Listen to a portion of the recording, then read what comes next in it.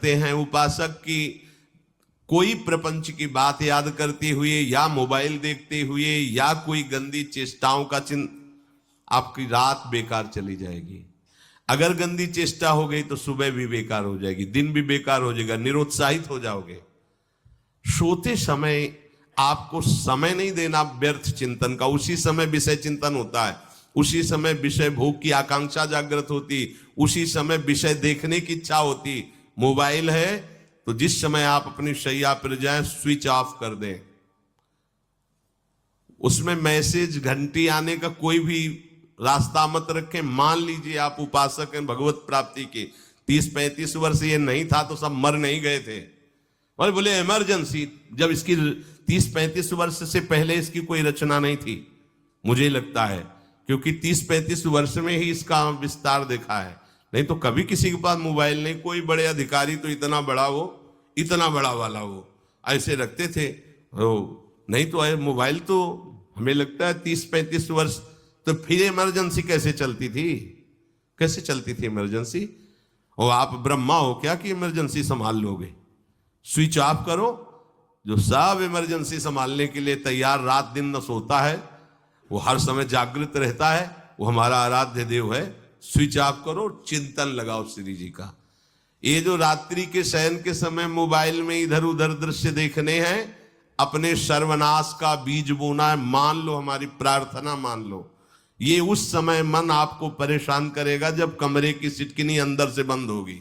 सबसे प्रार्थना है रात्रि के शयन के समय। तो बोले फिर ठीक है 10 बजे तक देख लेंगे मोबाइल, इसके बाद शयन के समय भजन कर लेंगे। होगा ही नहीं। क्या तुम देखना चाहते हो? प्रिया प्रीतम के सिवा और कुछ क्या देखना चाहते हो? वो तो सुभग सुंदरी सहज सिंगार, सहज शोभा सर्वांग प्रति सहज रूप वृषभानुनंदिनी। हमारी स्वामिनी जी की सुंदरता छुपाने के लिए आभूषण पहनाए जाते हैं, औरों को तो आभूषण सुंदरता बढ़ाने के लिए। यहां छवि के छिपाए बे को ऐसे के दास होके क्या देखोगे मोबाइल में? क्या देखना चाहते हो? वासना की क्रीड़ा, और तुम उस क्रीड़ा को देखना चाहते हो? परमार्थ के पथिक हो। देखना है तो प्रभु को देखने की वृत्ति रखो, अन्यथा मूंद लो आंखें। प्यारे, महान फल प्राप्त करोगे।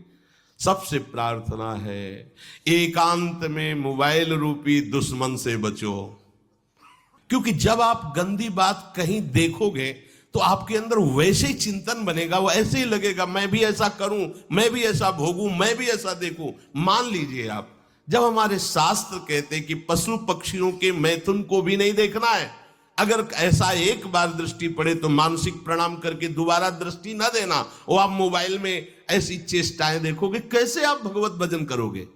कैसे भगवत प्राप्ति का उद्देश्य रख पाओगे? ये कलयुग की बहुत महीन चाल है कि उसके बिना काम नहीं चलेगा और हम तुम्हें काम से युक्त कर देंगे। इसके बिना काम चलेगा नहीं, तुमको रखना पड़ेगा, और जब तुम इसे रखोगे तो हम काम अपना कर लेंगे। कलयुग ने कहा हम अपनी व्यवस्था बना लेंगे। यहां कह रहे जब आप नींद में जा रहे हैं तो बिल्कुल मानो मृत्यु शैया पे जा रहे हैं। आपको उस समय नाम जप में बहुत ध्यान देना है, कहीं मन बहक ना जाए। तो क्या होगा, 5-6 घंटे जो आप लेटोगे ना, वो भी भजन हो जाएगा। हमारा जो सततम योमाम स्मरति नित्यशा है ना, ये पूरा हो जाएगा। नहीं, उस समय हम सो जाएंगे तो हमारा 6 घंटे का वियोग हो गया, 6 घंटे भजन रुक जाएगा। और ये 100% पक्की बात अनुभव की कहते हैं, यदि सोते हुए भजन करोगे तो जगते। कई बार तो पकड़ा है कि अगर आधे पद में बेशुद्ध हो गए तो वो पद पूरा जगते ही शुरू हो गया है, मतलब बीच में स्थिति भागवती की रही। जैसे बेहोश करते समय हमने कहा था जब ऑपरेशन के हमें बता देना, तो उनका बाबा अब इंजेक्शन लगाने वाले हैं, तो वो 1 मिनट हमें केवल दीजिए, अपनी चित्तवृत्ति। तो जब होश आया तो वही पहले चिंतन चल रहा था, वही चिंतन।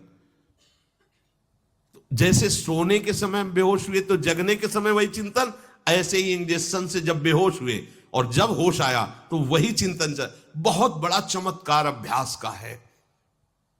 नींद खुले तब से लेकर